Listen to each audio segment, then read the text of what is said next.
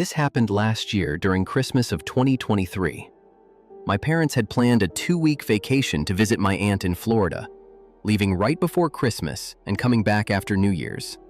They asked if I could house sit for them since they were expecting a lot of holiday packages and didn't want anything stolen from the porch. I agreed without thinking twice about it. I was 24, living in a tiny apartment downtown, and the idea of spending Christmas in my childhood home with a full kitchen and a big TV sounded pretty good. Plus, my parents live in a nice, quiet neighborhood. Safe. Normal. Nothing ever happens there. I moved in on December 20th, a Wednesday. My parents left that same morning, and I had the whole place to myself. The house was decorated for Christmas. Tree in the corner, lights outside, the whole thing. It felt cozy. For the first few days, everything was exactly what I expected. I worked from home on my laptop, watched movies at night, and signed for packages when they arrived. There were a lot of them. My mom had gone crazy with online shopping. Every day, 2 or 3 boxes would show up. On December 23rd, Christmas Eve, a package arrived around 2 in the afternoon. I heard the doorbell and went to answer it. Through the front door window, I could see a delivery driver in a brown uniform standing on the porch with a large box. He looked normal. Average height, clean uniform, baseball cap pulled low. I opened the door and smiled. He handed me the box without saying anything. I thanked him and went to close the door, but he stayed on the porch, just standing there. I said, "Is there something else?" He tilted his head slightly and said, "I need a signature for this one." I looked at the box. There was no signature required label on it, but I figured maybe it was a new policy or something. I set the box down inside and reached for the pen he was holding out. That's when I noticed his hands. They were dirty. Not just a little dirty from working, but actually filthy. Black grime under the fingernails. And his uniform, now that I looked closer, seemed worn and faded. Wrong somehow. I took the pen and signed quickly, suddenly wanting him to leave. He took the pen back, stared at me for a moment longer than felt comfortable, and then walked away without saying anything. I closed the door and locked it immediately. My heart was beating faster than normal, but I told myself I was being paranoid. It was Christmas. Delivery drivers were overworked and tired. Of course he looked rough. I brought the box inside and looked at the label. It was addressed to my parents. No return address though, which was weird. I put it with the other packages under the tree and tried to forget about it. That night, I stayed up late watching Christmas movies. Around midnight, I decided to go to bed. I was walking down the hallway to my old bedroom when I passed by the kitchen and stopped. The back door was visible from where I stood. I could have sworn I'd locked it earlier, but now I couldn't remember for sure. I walked over to check. It was unlocked. Not just unlocked, but slightly open. Maybe an inch. Cold air was coming through the crack. My stomach dropped. I quickly shut it and locked it, then checked all the other doors and windows in the house. Everything else was secure. I convinced myself that I'd probably just forgotten to lock the back door properly. But I couldn't shake the uneasy feeling. I went to bed, but couldn't fall asleep for a long time. The next morning was Christmas Eve. I got up around 9 and made coffee. Everything seemed fine, normal. I was starting to feel silly about being scared the night before. Around 11, the doorbell rang again. Another package. I looked through the window and saw a different delivery driver this time, a woman in a blue uniform. Real company logo. Everything looked legitimate. I opened the door, took the package, and watched her walk back to her truck and drive away. I went back inside and was putting the package under the tree when I noticed something that made my blood run cold. The box from yesterday, the one the strange driver had delivered, was open. Not ripped open, but carefully opened and then closed again. The tape had been cut. I hadn't opened it. I knew I hadn't. I carefully lifted the flaps and looked inside. It was empty. Completely empty. Just an empty box with my parents' address on it. My hands started shaking. Someone had delivered an empty box to the house. Why would someone do that?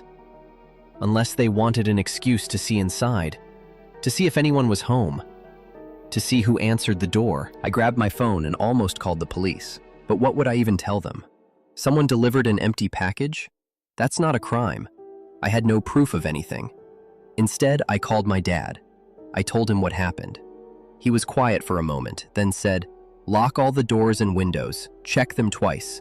If anything else weird happens, call the police immediately. We can catch an earlier flight home if you need us to." I told him I'd be fine, but I wasn't sure if I believed it. After we hung up, I went through the entire house. Every door, every window, all locked. But then I checked the garage. The door from the garage into the house was unlocked. I knew I'd locked it. I remembered specifically checking it last night. Someone had unlocked it from the inside.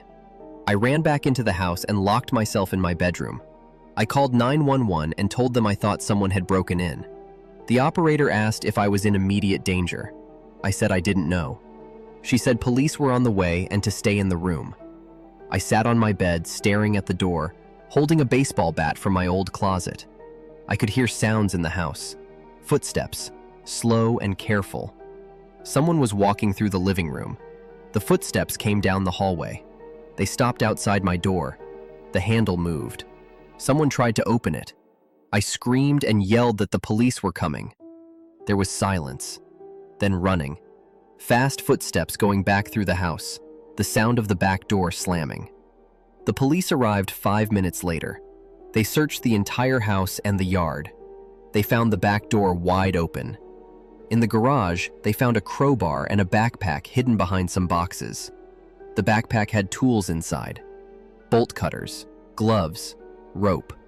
They asked me about the delivery driver from yesterday. I described him as best as I could. They told me it was likely someone posing as a delivery driver to scope out houses. They deliver fake packages to see who's home and when. If someone's alone, especially during the holidays, they come back later. The police said I was lucky I'd called when I did. They said if I'd waited longer, or if I'd been asleep when he came back, things could have been much worse. They never caught him. They increased patrols in the neighborhood for a few weeks, but that was it. My parents came home 2 days later, cutting their vacation short. I haven't house sat for anyone since then. And during Christmas season, when packages arrive, I always check the driver carefully through the window before I open the door. I look at their uniform, their truck, their hands. Because now I know that sometimes the person at your door isn't who they're pretending to be. And sometimes the danger doesn't come from a stranger breaking in at night. Sometimes you open the door and invite them inside yourself. I still think about that empty box. I think about how he stood on the porch, staring at me, memorizing my face. I think about how he came back while I was sleeping. And I wonder how many other people opened their doors for him that Christmas. And if they were as lucky as I was. This happened on Christmas Eve of 2022. I was 23 years old and working the overnight shift at a convenience store on the edge of town. It was one of those 24-hour places right off the highway. During the holidays, almost nobody came in during the night shift because everyone was home with their families. I'd volunteered to work Christmas Eve because the pay was double and I needed the money. Plus, I didn't have any family nearby, so it's not like I had anywhere else to be. My shift started at 10 at night and ended at 6 in the morning. The first few hours were dead quiet, maybe 3 customers total. A truck driver getting coffee, a woman buying cigarettes, an older man grabbing some snacks. By midnight, the store was completely empty. Just me, the fluorescent lights, and the Christmas music playing softly through the speakers. I spent most of my time restocking shelves and cleaning to pass the time. The store had big windows across the entire front, so I could see the parking lot and the highway beyond it. Snow was falling steadily. It looked peaceful. Around 1:30 in the morning, a car pulled into the parking lot. A dark sedan, maybe 10 years old. It parked right in front of the doors. A man got out and walked inside. He was probably in his late 30s or early 40s. Average height, thin build, wearing a black jacket and jeans. He had pale skin and dark hair that looked wet from the snow. When he walked in, he didn't look at me. He just went straight to the back of the store toward the drink coolers. I called out, "Let me know if you need help finding anything." He didn't respond, didn't even acknowledge that I'd spoken. He just stood in front of the coolers, not opening them, just staring at the drinks inside. After about 2 minutes, he walked to a different aisle, the chip aisle. Again, he just stood there looking at the shelves but not picking anything up. Something about his behavior felt off. Most people come in, grab what they need, and leave, especially at 1:30 in the morning on Christmas Eve. I pretended to organize the counter area, but kept watching him from the corner of my eye. He moved to another aisle, then another. He was walking slowly through the entire store, looking at products but never touching anything. Finally, after maybe 10 minutes, he walked up to the counter. He didn't have anything in his hands. He just stood there staring at me. His eyes were very pale blue, almost gray. He didn't blink. I said, "Did you find everything okay?" He tilted his head slightly and said, "Are you here alone?" My stomach dropped. That's not a normal question. I lied and said, "No, my manager's in the back room doing inventory." There was no manager. I was completely alone, but I wasn't about to tell him that. He stared at me for a few more seconds, then said, "What time do you close?" I said, "We're open 24 hours. He nodded slowly and said, "So you're here all night?" It wasn't a question, it was a statement. And the way he said it made my skin crawl. Before I could respond, he turned around and walked out of the store without saying anything else. I watched him get in his car, but he didn't drive away. He just sat there in the parking lot with the engine running. I grabbed my phone and texted my friend Kyle, who lived about 15 minutes away. I told him someone was being creepy and asked if he could come hang out at the store for a while. He said he'd be there in 20 minutes. I kept watching the car. The man was just sitting there, not moving. After about 5 minutes, he finally drove away. I let out a breath I didn't know I was holding. But 20 minutes later, the same car pulled back into the parking lot. Same spot. The man got out and walked back into the store. This time, he went straight to the counter. He put his hands on the counter and leaned forward slightly. He said, "Do you have any coffee left?" I said, "Yeah, there's a fresh pot by the fountain drinks." He didn't move. He just kept staring at me. Then he said, "You should smile more. It's Christmas." I didn't smile. I just stared back at him, trying to look confident even though my heart was racing. After what felt like forever, he walked over to the coffee station. He poured a cup very slowly, took a lid, and brought it to the counter. I rang it up. $1.50. He handed me exact change. Our hands didn't touch, but I still felt uncomfortable. He took the coffee and sat down at one of the small tables near the window. The store had 2 tables for people who wanted to eat inside. He didn't drink the coffee. He just sat there holding the cup, watching me. I pretended to be busy, but I couldn't focus on anything. I kept glancing at him, and every time I looked, he was staring directly at me. This went on for 15 minutes. Finally, my phone buzzed. Kyle texted that he was 2 minutes away. I felt a wave of relief. The man must have noticed my expression change because he suddenly stood up, left his full cup of coffee on the table, and walked out. His car pulled out of the parking lot just as Kyle's car pulled in. Kyle came inside and I told him everything. He said, "You should call the police." I said, "And tell them what? That a guy bought coffee and sat in the store? They'll think I'm overreacting." Kyle insisted we at least call the non-emergency line and report it. So I did. The dispatcher took down the information and said they'd have a patrol car swing by the area.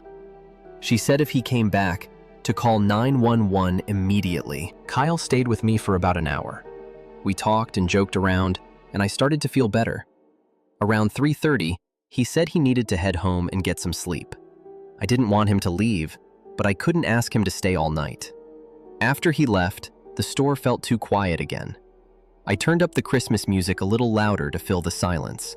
I kept myself busy, restocking and cleaning anything I could find. At 4:15 in the morning, I was in one of the aisles facing away from the front door when I heard the bell chime. Someone had walked in. I turned around and my blood went cold. It was him. Again. Same man. Third time. He didn't look around the store this time. He walked straight toward me. Fast. Purposeful. I backed up and said loudly, "Can I help you find something?" He didn't answer. He just kept walking toward me. I backed into the end cap of the aisle, trapped. He stopped about 5 feet away from me. He said, "I've been thinking about you." I reached into my pocket for my phone. He noticed and said, "Don't." I said, "You need to leave right now or I'm calling the police." He smiled. It wasn't a friendly smile. He said, "There's nobody else here, just you and me, all night." I pulled out my phone and dialed 911. I held it up so he could see. The operator answered and I said loudly, "I need police at the quick stop on Highway 42. There's a man threatening me." His smile disappeared. He stared at me for a long moment. Then he said, "You ruined it." He turned and walked quickly toward the door. But instead of leaving, he locked it from the inside. He flipped the lock and stood in front of the door. I was still on the phone with the operator. She was asking me questions, but I couldn't focus on her words. The man reached into his jacket pocket and pulled something out. I couldn't see what it was. His hand stayed in his pocket. He said, "Come here." I said, "No." He started walking toward me again. I ran to the back of the store toward the employee area. There was a door that led to the storage room and the back exit. I pushed through it and slammed it shut behind me, locking it. I could hear him on the other side, trying the handle. Then he started pounding on the door. Hard. The whole door shook.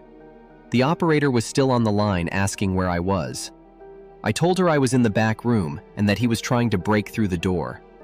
She said police were 3 minutes away and to stay on the line. The pounding stopped. Everything went quiet. I stood there frozen, listening. Then I heard breaking glass. He was smashing something in the store. I heard sirens in the distance getting louder. Then I heard the bell chime, the front door opening, running footsteps, an engine starting, tires screeching. The operator told me to stay where I was until the police cleared the building. 2 minutes later, I heard voices, police officers calling out. One of them knocked on the back room door and identified himself. I opened it. My hands were shaking so badly I could barely turn the lock. The officer asked if I was hurt. I said no. They'd seen the man's car speeding away when they arrived, but they couldn't pursue him because they needed to make sure I was safe first. They called it in, but by the time other units got to the area, he was gone. The store was trashed. He'd knocked over displays, smashed bottles, pulled products off shelves. In the middle of the floor near where he'd cornered me, he'd left something. A small, wrapped present. Christmas wrapping paper with a bow. The police wouldn't let me touch it. They treated it as evidence. I never found out what was inside. They said it was better that I didn't know. They found his car abandoned 2 days later in a grocery store parking lot about 30 miles away. It had been stolen. They never found him. They checked security footage from my store and ran his face through databases, but nothing came up. He's still out there somewhere. I quit that job the next day. I couldn't go back. Even now, 2 years later, I can't work anywhere alone at night. I can't even be in a store late at night without feeling anxious. I think about that wrapped present a lot. I think about what he had in his jacket pocket. I think about what would have happened if I hadn't called Kyle, if the police had taken 5 minutes longer. The police told me he'd been watching the store earlier that night, before he ever came inside. They found his car on the security footage from the parking lot, parked in the back corner for over an hour before his first visit. He'd been out there watching me through the windows, waiting for the right moment. He knew I was alone. He planned it. And if I hadn't had my phone, if I hadn't locked that back room door, I don't know what he would have done. I'll never know. And maybe that's the scariest part.